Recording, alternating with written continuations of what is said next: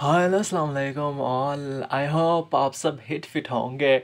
और अगर आप न्यू हैं इस चैनल पे तो प्लीज़ चैनल को सब्सक्राइब करें, वीडियो को लाइक करें और दूसरों के साथ भी शेयर करें। हमने बहुत सारे लेक्चर्स कवर अप किए। हमने 7 के, 6 के, 5th के और इसके अलावा 4 के MCQ साइंस के हमने कंप्लीट किए। मैथ्स के हमने बहुत इंपॉर्टेंट 3 वीडियोस दिए हैं और अब हम मैथ्स और इंग्लिश जो है उसको नेक्स्ट टेस्ट तक जो है उसको स्टार्ट करेंगे।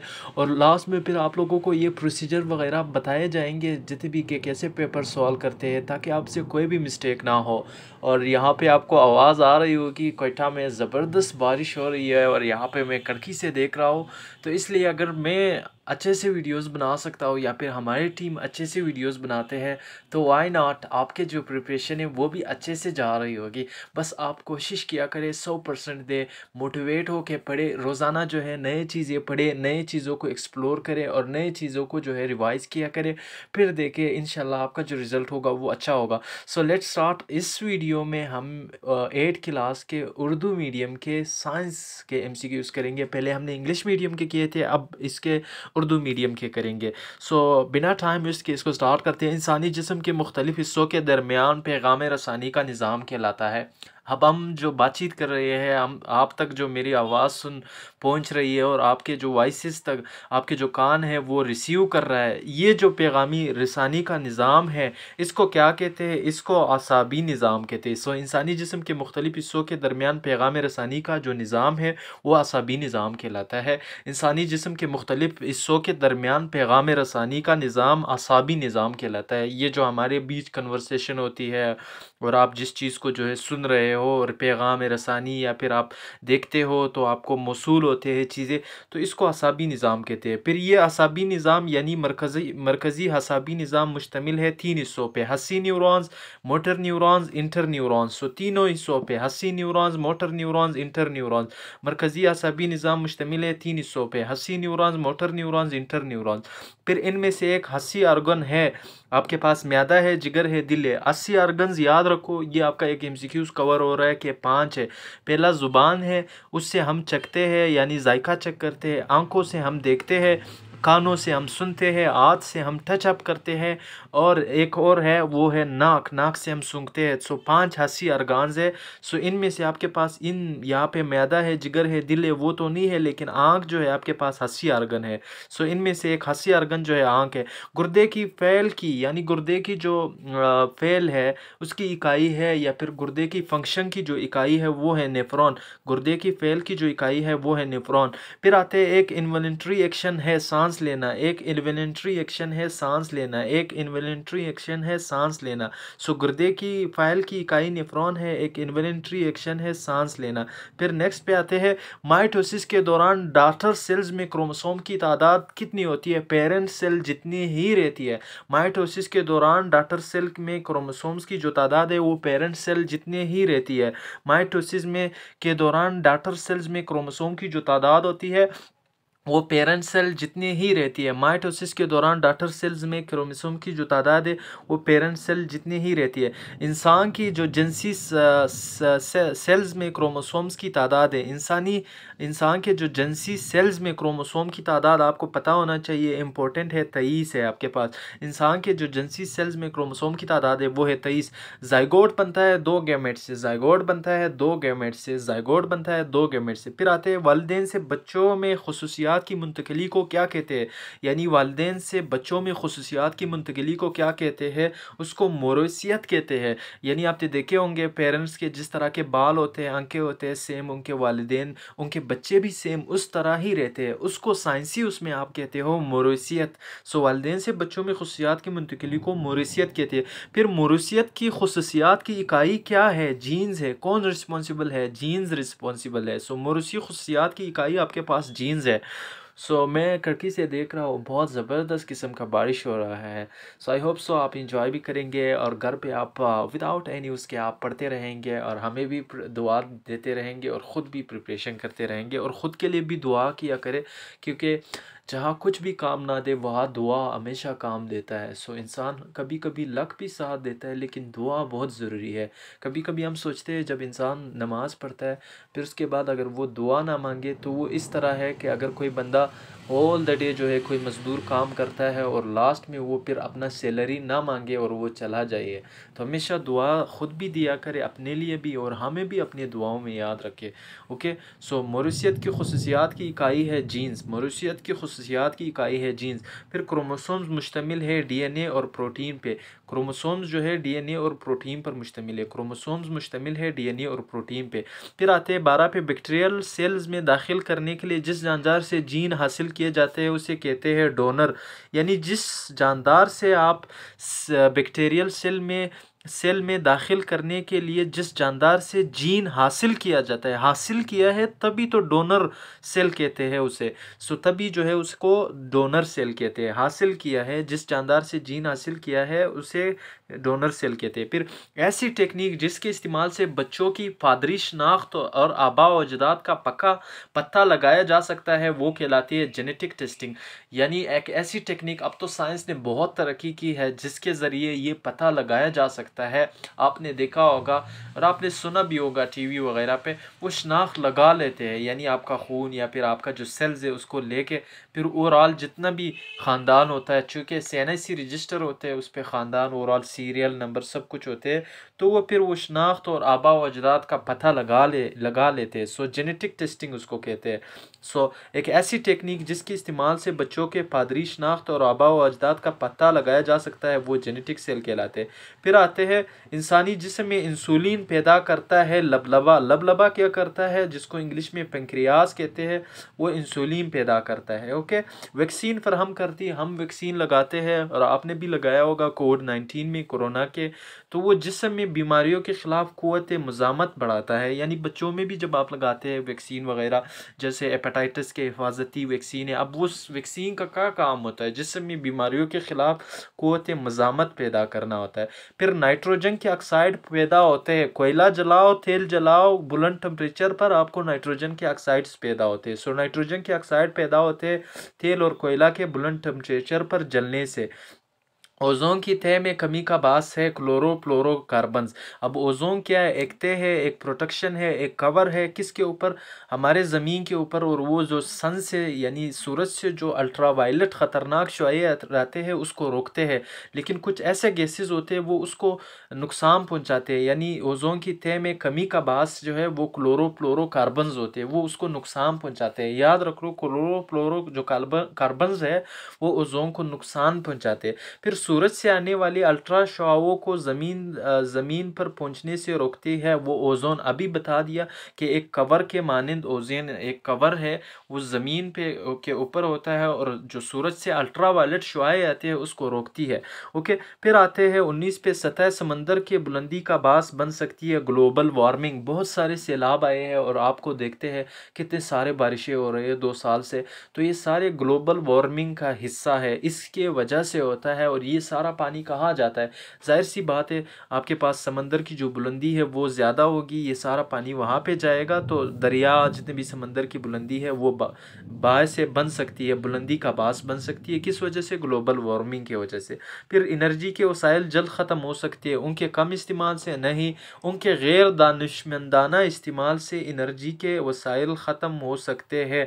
उनके गैर दानिशमंदाना इस्तेमाल से एनर्जी के वसाइल जल्द ख़त्म हो सकते हैं।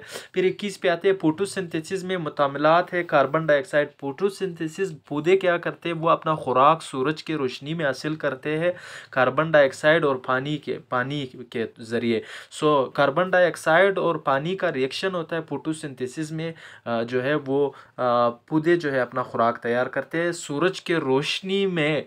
फिर 22 पे आते हैं, किसी केमियाई तामुल के ज़रिए में मादा को ना पैदा किया जा सकता है और ना ही दफनाया जा सकता है। ये जो हम बातें कर रहे हैं ये भी एक आपके पास आपके पास एक एनर्जी है जो ना ही दफनाया जा सकता है, ना ही ख़त्म किया जा सकता है, और ना ही इसको पैदा किया जा सकता है। ये ख़त्म नहीं होता। जब वंस एक दफ़ा क्रिएट होता है, बस ये एक फॉर्म में दूसरे फॉर्म में कन्वर्ट होता है। सो किसी केमियाई तामुल या किसी केमियाई रिएक्शन के ज़रिए मादे को ना पैदा किया जा सकता है और ना ही उसे दफनाया या ख़त्म किया जा सकता है। सो 23 पे आते हैं। आबी अल्कलीज़ आबी महलूल आयन्स पैदा करते हैं हाइड्रो ऑक्साइड। अल्कलीज़ आबी महलूल में आयन पैदा करते हैं हाइड्रो ऑक्साइड। अभी अल्कलीज़ जो है आबी महलूल में यानी एक्वस सॉल्यूशन में जिसमें पानी मौजूद है उनमें आयन्स पैदा करता है हाइड्रो ऑक्साइड। इंसानी मादे में एसिड पाया जाता है। कौन सा एसिड? Hydrochloric acid. अब एसिड का तो हमें भी पता है, आपको भी पता है कि हमारे मैदे में तेज़ाबियत होती है, लेकिन मुझ में, आप में और एक अनएजुकेटेड में ये फ़र्क होना चाहिए कि आपको उस तेज़ाबियत का नाम पता होना चाहिए। तो इंसानी मैदे में जो एसिड पाया जाता है उसको हाइड्रोक्लोरिक एसिड कहते हैं। फिर ट्रक के बैटरी में एसिड इस्तेमाल होता है या फिर गाड़ियों के जो बैटरी में एसिड इस्तेमाल होता है उसको सल्फ्यूरिक एसिड कहते हैं। सो ट्रक के बैटरी में जो इस्तेमाल होता है उसको सल्फ्यूरिक एसिड कहते हैं। उस एसिड को पोटाशियम हाइड्रोक्साइड का आबी महलूल सुर्ख लिटमस को नीला कर देता है। पोटाशियम हाइड्रोक्साइड का आबी महलूल सुर्ख लिटमस को नीला कर देता है। ताकतवर एसिड का पीएच लेवल 2 होता है। ताकतवर एसिड का जो पीएच है वो आपके पास 2 होता है। याद रखो, ताकतवर एसिड का पीएच 2 होता है। फिर एरिया का यूनिट जो है, एरिया का एसआई यूनिट मीटर स्क्वायर है। एरिया का एसआई यूनिट आपके पास मीटर स्क्वायर है, ये इंपॉर्टेंट भी है।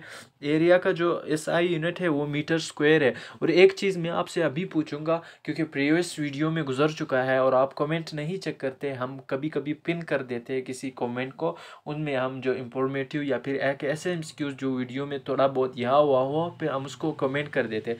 तो आप मुझे बताओ वज़न का यूनिट कौन सा है? वज़न का जो यूनिट है वो क्या है, या फिर वज़न का इकाई क्या है, या फिर वेट का यूनिट क्या है? तो आप ज़रूर कहेंगे कि न्यूटन। सो न्यूटन जो है वज़न का यूनिट है। न्यूटन जो है आपके पास वज़न का यूनिट है। वेट का यूनिट न्यूटन है। वेट का यूनिट आपके पास न्यूटन है। और मास का यूनिट आपके पास केजी है। इसको लिख लो, मास का यूनिट आपके पास केजी है। एरिया का यूनिट मीटर स्क्वायर है। मीटर स्क्वायर है। और आपके पास लेंथ का यूनिट आपके पास मीटर है। टाइम का यूनिट आपके पास सेकंड है। भूलना नहीं, एरिया का यूनिट आपके पास मीटर स्क्वायर है। वेट का यूनिट यानी वज़न का यूनिट आपके पास न्यूटन है। फिर आते हैं नेक्स्ट पे, और आपके पास प्रेशर का यूनिट आपके पास पास्कल है। ओके। फिर एक सतह के 0.2 मीटर स्क्वायर रकबे पर 10,000 न्यूटन की फोर्स अमल कर रही है। उस पर प्रेशर 50,000 पास्कल होगा। पी ए जो है आपके पास पास्कल है। सो प्रेशर का यूनिट आपके पास पास्कल है। सो एक सतह पे जो है यानी 0.2 मीटर स्क्वायर का रकबा है, उस पर 10,000 न्यूटन का फोर्स अमल कर रही है। उस पर प्रेशर 50,000 पास्कल होगा। फिर आते हैं पहाड़ी इलाकों पर एटमॉस्फेरिक प्रेशर समंदर के मुकाबले में कम होता है। पहाड़ी इलाकों पर एटमॉस्फेरिक प्रेशर सतह समंदर के मुकाबले में कम होता है। इसलिए तो पहाड़ी इलाकों पे जो बड़ा गोश्त होता है उसको आसानी से नहीं पका सकते हैं। सो एटमॉस्फेरिक प्रेशर को मापने के लिए या फिर पैमाइश के लिए बोरोमीटर इम्पोर्टेंट है। बोरोमीटर जो है किस लिए यूज़ होता है? एटमॉस्फेरिक प्रेशर को मेजर करने के लिए या फिर पैमाइश के लिए इस्तेमाल होता है। सिरिंज का प्लंजर अंदर की तरफ दबाने से क्या होता है? सिरिंज का जब आप जो उनका सिरिंज सी का जो प्लंजर है उनको अगर आप अंदर की तरफ दबाओगे तो वो दोनों प्लंजर बराबर निकलेंगे। तो दोनों प्लंजर्स आपके पास बराबर बाहर निकलेंगे। सो दोनों प्लंजर आपके पास बाहर निकलेंगे। ओके। फिर 1 किलोग्राम में 1000 ग्राम होते हैं। बहुत इंपॉर्टेंट है। 1 किलोग्राम में आपके पास 1000 ग्राम होते हैं। 1 किलोग्राम में आपके पास 1000 ग्राम होते हैं। 1 किलोग्राम में आपके पास 1000 ग्राम होते हैं। फिर माया जिसके मेंसिकस दूसरों के मुतजाद है। माया जिसके मेंसिकस दूसरे के मुतजाद है। पानी, पेट्रोल, अल्कोहल, मरकरी क्या है? वो गाढ़ा है। इन मायात में सारे माये हैं, सारे जो है लिक्विड है, लेकिन मरकरी फिर इन तीनों से थोड़ा गाढ़ा होता है, बहुत ज़्यादा गाढ़ा होता है।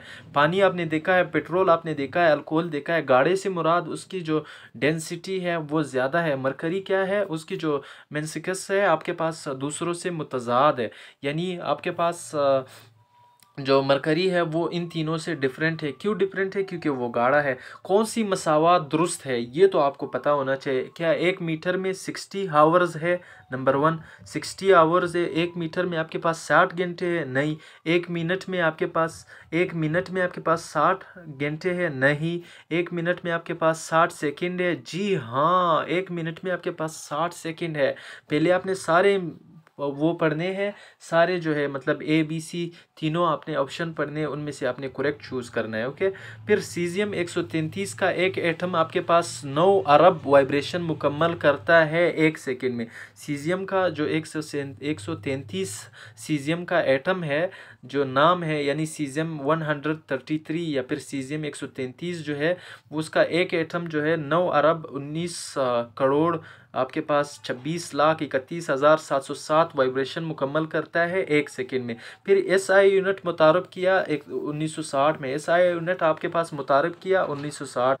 SI यूनिट मुतारफ़ करवाया गया 1960 में आपके पास। फिर टेम्परेचर के फ़र्क के बाद एक जिस्म से दूसरे जिस्म में मुंतकिल होने वाली तवानाई कहलाती है हरारत कहलाती है। आप स्पोंग का चम्मच ले, आप उसको गैस पे रखे, जो उसको हीट अप करोगे तो थोड़ी बात जो टेम्परेचर है वो आपको जहाँ से आपने पकड़ा हुआ है वहाँ तक वो टेम्परेचर पहुँच जाएगा। टेम्परेचर की, या फिर आप दिन को आपने देखे होंगे, अब सूरज क्या करता है, सूरज बाहर होता है लेकिन हमारे अंदर के जो रूम होते हैं घरों के वो भी गर्म होते हैं। अब ये फिर हरारत क्या करता है, वो टेम्परेचर के फ़र्क के बाद एक जिस्म से दूसरे जिस्म में मुंतकिल होती है। हरारत जो है टेम्परेचर के फ़र्क के बाद एक जिस्म से दूसरे जिस्म में मुंतकिल होने वाली तवानाई कहलाती है। ओके। फिर 1 मीटर लंबी ब्रास की सलाख को 100 सेंटीग्रेड तक गर्म करने से उसकी लंबाई में इजाफा होगा 1.0 mm तक। यानी 1 मीटर आपने लंबी ब्रास की सलाख ली, उसको 100 सेंटीग्रेड तक गर्म करने से उसकी लंबाई 1.0 mm तक उसमें इजाफा होगा। mm जो है यूनिट है मिलीमीटर का। ओके। फिर उसके बाद 40 पे आते हैं, जब पानी को बर्फ़ में तब्दील किया जाता है तो उसकी डेंसिटी कम हो जाती है। आप फ्रिज में पानी रखो, रात को सुबह आप बर्फ़ उठाओगे तो जब आप पानी को बर्फ़ में तब्दील किया जाता है तो उसकी जो डेंसिटी होती है वो कम हो जाती है। जब पानी को बर्फ़ में तब्दील किया जाता है तो उसकी डेंसिटी कम हो जाती है। फिर आते हैं 41 पे, गर्म करने पर अशिया के ज़र्रात क्या होते हैं। आप किसी भी चीज़ को ले लो, आप गैस पे रखो या फिर हीटर पे रखो जो आपके पास बिजली वाले है या फिर कुछ भी है। अच्छा, हम जो आपको यहाँ पे तजुर्बात बताती है वो आपने करने नहीं है। ये ना हो आपने कोई स्टील रखा हो, बिजली इलेक्ट्रिक का जो हीटर है, नहीं तो फिर आप इस दुनिया में नहीं रहेंगे। तो इसलिए गर्म करने पर अशिया की ज़रात के, आपका प्लास्टिक का कोई भी चीज़ ले ले, आप हीटर पे रखे या गैस पे रखे, तो उनके जो ज़रात होते हैं उनके दरमियान फासले बढ़ जाते हैं, यानी वो टूट फूट का भी शिकार हो जाता है। और वैसे भी गर्म करने पर अशिया की जो ज़र्रात है उनके दरमियानी फासले बढ़ जाते हैं। फिर बाई मेटेलिक स्ट्रिप इस्तेमाल होती है थर्मोस्टेट में। बाई मेटेलिक स्ट्रिप इस्तेमाल होती है थर्मोस्टेट में। फिर प्रिंसिपल एक्सिस के मतवाजी यानी पैरेलल आने वाली शुआ कॉन्वेक्स लेंस से गुजरने के बाद नुक्ते से गुजरती है, एफ से गुजरती है। प्रिंसिपल एक्सिस के मतवाजी आने वाली शुआ कॉन्वेक्स लेंस से गुजरने के बाद एफ नुक्ते से गुजरती है। प्रिंसिपल एक्सिस के मतवाजी, जो प्रिंसिपल एक्सिस है आपके पास जो लेंस में होते हैं, अगर उसके मतवाजी जो है यानी पैरेलल आने वाली जो शुआ है वो फिर कन्वेक्स लेंस है, ना कि कनकेव लेंस है। कन्वेक्स लेंस से गुजरने के बाद एफ से गुजरती है। ओके। फिर आते हैं, किसी लेंस के ऑप्टिकल सेंटर से गुजरने वाली शुआ को बगैर मोड़े सीधे गुजर जाती है। किसी लेंस के, कोई लेंस है आपके पास, उसके ऑप्टिकल सेंटर से जब कोई रे या फिर शुआ, कोई लाइट गुजरती है, वो बगैर मुड़े सीधे सीधे गुजर जाती है। ओके। फिर कन्वेक्स लेंस के सामने 2f पर रखे हुए जिस्म का इमेज हादसे के दूसरे तरफ बनेगा f और 2f के दरमियान। अब कन्वेक्स लेंस आपने लिया, उसके सामने आपने 2f रखा हुआ, जिस्म का इमेज हादसे के दूसरे तरफ f और 2f के दरमियान बनेगा। फिर वेरी इंपॉर्टेंट, नीचे कनकेव लेंस के सामने रखे जाने वाले जिस्म का इमेज होता है वर्चुअल एंड सीधा, वर्चुअल या फिर इरेक्ट होता है। ओके। स्ट्रेट एंड इरेक्ट होता है। कन्वेक्स लेंस है, उसके सामने कोई जिस्म है, कोई बॉडी है, कुछ भी रखा है, उसका जो इमेज बनेगा वो वर्चुअल और सीधा बनेगा। कौन से लेंस में? कनकेव लेंस में। फिर कैमरे और इंसानी आंख दोनों में पाया जाता है कन्वेक्स लेंस। बहुत इंपॉर्टेंट है। कैमरा या फिर इंसानी आंख में आपके पास आंख दोनों में पाया जाता है कन्वेक्स लेंस। फिर आते हैं बिजली पैदा करता है कौन? Electric bulb? नहीं यार, वो तो लाइट देता है, उसको तो बिजली की खुद ही ज़रूरत होती है। Electric motor? नहीं यार, उसको भी तो बिजली की ज़रूरत होती है। Electric generator? यस, क्योंकि बिजली पैदा करता है इलेक्ट्रिक जनरेटर। ये कहाँ पे होते हैं? जब आप डैम को स्टडी करते हैं, डैम में टरबाइन होते हैं, वहाँ पे फ्लोइंग वाटर क्या करता है? फ्लोइंग वाटर, वाटर की एनर्जी होती है काइनेटिक एनर्जी, वो हिट करता है टरबाइन के जो ब्लेड्स होते हैं। फिर टरबाइन के ब्लेड्स घूमते हैं, जब वो घूम जाते हैं तो वो फिर मैकेनिकल एनर्जी पैदा करते हैं। उस मैकेनिकल एनर्जी के साथ वहाँ पे डैम के साथ वहाँ पे इलेक्ट्रिकल जनरेटर होते हैं, वो क्या करते हैं? उस मैकेनिकल एनर्जी को कन्वर्ट करता है इलेक्ट्रिसिटी में, बिजली में। सो बिजली पैदा करता है आपके पास इलेक्ट्रिक जो जनरेटर होते हैं। ओके, सो बिजली पैदा करता है इलेक्ट्रिक जनरेटर। फिर हाइड्रो पावर स्टेशन में काइनेटिक एनर्जी के इस्तेमाल से बिजली पैदा होती है। अभी मैंने जो पिछला बात किया, हाइड्रो का मतलब है पानी, हाइड्रो पावर स्टेशन में काइनेटिक एनर्जी मोमेंट की एनर्जी होती है, जो हरकत की एनर्जी होती है। अब पानी हरकत कर रही है तो उससे जो बिजली पैदा होती है, या फिर इस्तेमाल से जो बिजली पैदा होती है वो बहता हुआ पानी से पैदा होती है। अब रुका हुआ पानी कहाँ से जो है काइनेटिक एनर्जी देगी? कोई पानी बहेगा तभी जो है वो काइनेटिक एनर्जी होगी, उससे बिजली पैदा होगी। सो हाइड्रो पावर स्टेशन में काइनेटिक एनर्जी के इस्तेमाल से बिजली पैदा होता है बहता हुआ पानी से। ओके, हाइड्रो मीन्स पानी, सो बहता हुआ पानी हाइड्रो पावर स्टेशन में। ओके, फिर आते हैं 50 पे। इलेक्ट्रॉनिक डिवाइसेस जो इलेक्ट्रिक करंट को सिर्फ एक ही सिमत में गुजरने देती है, एक ही सिमत में। सो सेमीकंडक्टर डायोड, यानी इलेक्ट्रिक डिवाइस जो इलेक्ट्रिक करंट को सिर्फ एक ही सिमत में गुजरने देती है, उसको सेमीकंडक्टर डायोड कहते हैं। इलेक्ट्रॉनिक डिवाइस जो इलेक्ट्रिक करंट को सिर्फ एक ही सिमत में गुजरने देती है, उसको सेमीकंडक्टर डायोड कहते हैं। फिर उसके बाद सीपीओ पे आते हैं। सीपीओ सो ये आपने याद रखना है, इलेक्ट्रॉनिक डिवाइस जो इलेक्ट्रिक करंट को सिर्फ एक ही सिमत में गुजरने देती है वो सेमीकंडक्टर डायोड कहलाते हैं। सीपीयू का मतलब है आपके पास सी से सेंट्रल, पी से प्रोसेसिंग, यू से यूनिट। सो सेंट्रल प्रोसेसिंग यूनिट, सीपीयू का मुखफ़्फ़ है सेंट्रल प्रोसेसिंग यूनिट, और ये कंप्यूटर में होता है। आउटपुट आपके पास डिवाइस है keyboard, scanner, printer, mouse. Printer जो है, अब कीबोर्ड आप तो वो तो इनपुट है, स्कैनर इनपुट है, माउस इनपुट है, लेकिन आउटपुट आपके पास प्रिंटर है। फिर बहुत ज़्यादा दूर के अजसाम को देखने के लिए इस्तेमाल किया जाने वाला आला टेलीस्कोप कहलाता है। दूर के अजसाम को देखने के लिए इस्तेमाल किया जाने वाला आला टेलीस्कोप कहलाता है। सेटेलाइट को खला में भेजने के लिए आपने फिल्मों में देखा होगा रॉकेट के ज़रिए भेजते हैं। सेटेलाइट को खला में भेजने के लिए सेटेलाइट को आपके पास खला में भेजने के लिए इस्तेमाल होने वाली मशीन रॉकेट है। ओके, रॉकेट के ज़रिए ही बेचते हैं। ओके, रॉकेट के ज़रिए बेचते हैं। फिर आते हैं रोशनी की शुआ के मुख्तलिफ वेवलेंथ का मुआयना करने के लिए इस्तेमाल होने वाला आला जो है आपके पास स्पेक्ट्रोस्कोप कहलाता है। यानी वेवलेंथ्स, रोशनी की जो शुआएँ हैं उनके मुख्तलिफ वेवलेंथ का मुआयना करने के लिए इस्तेमाल होने वाला आला जो है आपके पास स्पेक्ट्रोस्कोप कहलाता है। चूँकि रोशनी के अंदर बहुत सारे रोशनी रंग होते हैं, उनके मुख्तलिफ वेवलेंथ का मुआयना करने के लिए इस्तेमाल होने वाला जो आला है वो स्पेक्ट्रोस्कोप कहलाता है। फिर स्काई लैब ज़मीन पर गिरा था 1900 आपके पास 79, यानी 1979 में स्काई लैब, यानी 1979 में जो है आपके पास स्काई लैब ज़मीन पर गिरा था। फिर मवासलात और नशरियात के निज़ाम में बेहतरी के लिए इस्तेमाल होता है जियो स्टेशनरी सेटेलाइट। सो मवासलात जो हम कम्युनिकेशन फ़ोन वगैरह करते हैं, और नशरियात जो टीवी डिश या फिर रेडियोज़ वगैरह है, उनके जो निज़ाम को बेहतर बनाने के लिए मदद करता है जियो stationery satellite. I hope so आपको वीडियो पसंद आया होगा और आप कहीं पे भी नहीं बोलोगे। बस आपको कुछ करने की ज़रूरत नहीं है, बस आप बार बार रिवाइज़ करें। वीडियोज़ आपके पास मौजूद है, आप एक दिन में भी सब कुछ सारा साइंस 4-5 घंटे में सारा कवर कर सकते हो। ये अब आपके ऊपर है कि आप किस तरह करते हैं। आप एक दिन में भी कर सकते हो, आप 10 दिन में भी, आप एक वीक में भी, आप एक मंथ्स में भी, और आप कभी भी नहीं कर सकोगे, लेकिन आप कुछ घंटों में भी कर सकते हो। आपके पास नेट मौजूद है, क्या जाएगा आपका। आप वैसे भी फेसबुक, व्हाट्सएप इन चीज़ों पे टाइम ज़ाया करते हो, तो स्टडी पे तवज्जो दो, स्टडी करो।